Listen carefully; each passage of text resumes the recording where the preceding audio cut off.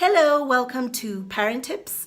Today we are having our second conversation around sexual abuse and protecting our children. Last week we talked about sleepovers and how important it is for us to be very, very watchful about where our kids go for sleepovers and who we allow into our houses to come and sleep over and hang around our children. And so I hope that was helpful for you guys.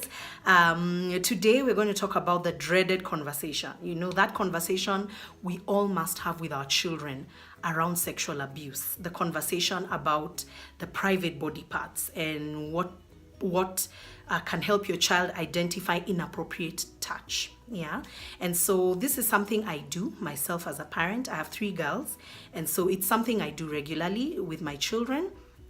If you have younger children, then it's important that you be creative. But with the older children, the teenagers, you just need to shoot straight. You know, for them, they understand what sex is all about. They have an idea about the private body parts. They have an idea about what is inappropriate, and so it's easy to shoot straight with them.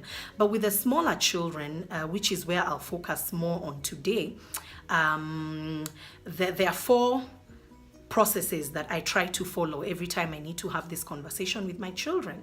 And the first thing I do is I set a specific time to have those conversations with them, because children are easy to talk to around activities. Yeah, it's easy for them to absorb information and relate that information to a particular thing. And it's also easy for them to talk when they're having fun or when they're engaging in activities. And so the times I usually work with most times are 1, during bath times, especially with the very younger ones, the 3-4-year-olds. When you're bathing them is a good time to talk about inappropriate touch and private body parts. And also when we're out swimming, and I'll explain why.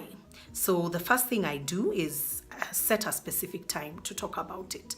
The second thing I do is make sure that I tell my children that God created them very special, that every part of their body is special, that everything about them is special in the way that God created them. And as much as everything is good and is special about their bodies, there are parts of their bodies that are private. And as a parent, you can find a way to relate to your child what private means. It doesn't mean that when you hide a body part, it's ugly or it's bad. No, it just means that there are body parts that should not be seen in public or exposed to the public. And then there are body parts that can be exposed to the public. But all body parts are good and God created them special. And that's the second thing that I do. The third thing that I have to do is identify to them which body parts are private. And this is where a bit of creativity is needed. There's something I learned a while ago. First, if I'm showering my child, then it's easy to talk to her as I'm bathing her, and I'm able to explain the private body parts to her.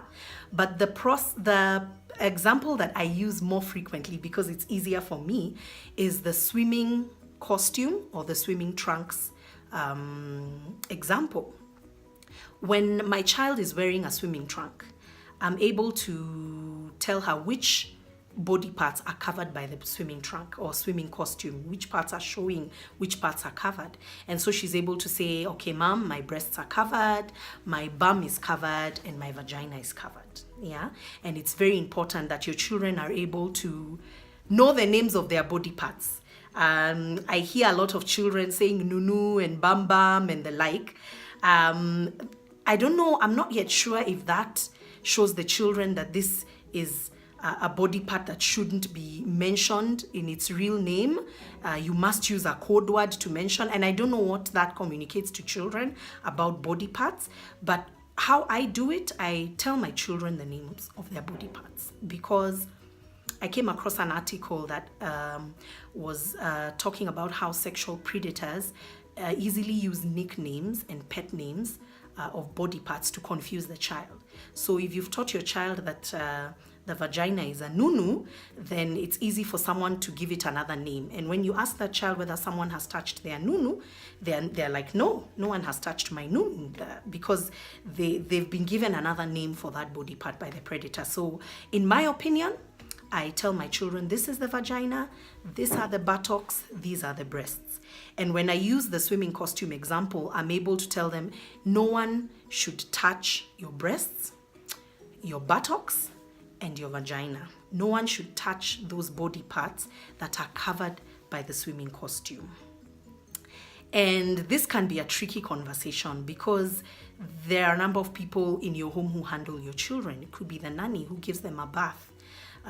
It could be you, it could be their dad.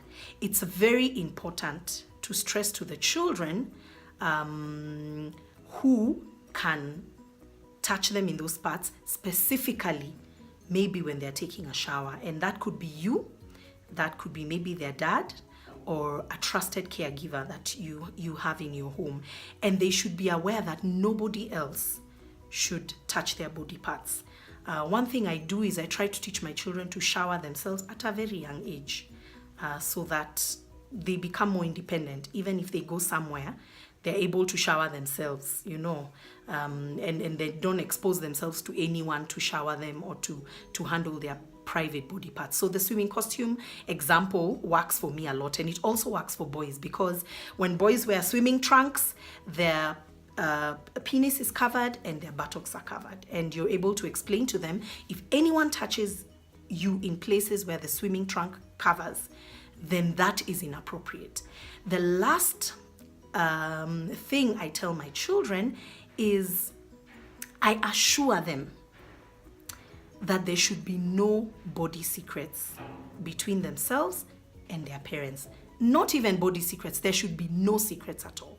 They're not meant to keep any secrets from me. But over and above that, I assure them that if they come and tell me anything that they've been told to keep a secret, I will believe them first and foremost. Because 1 in 3 parents do not believe children who confide in them about sexual abuse. Secondly, I will protect them. Thirdly, I will respect them.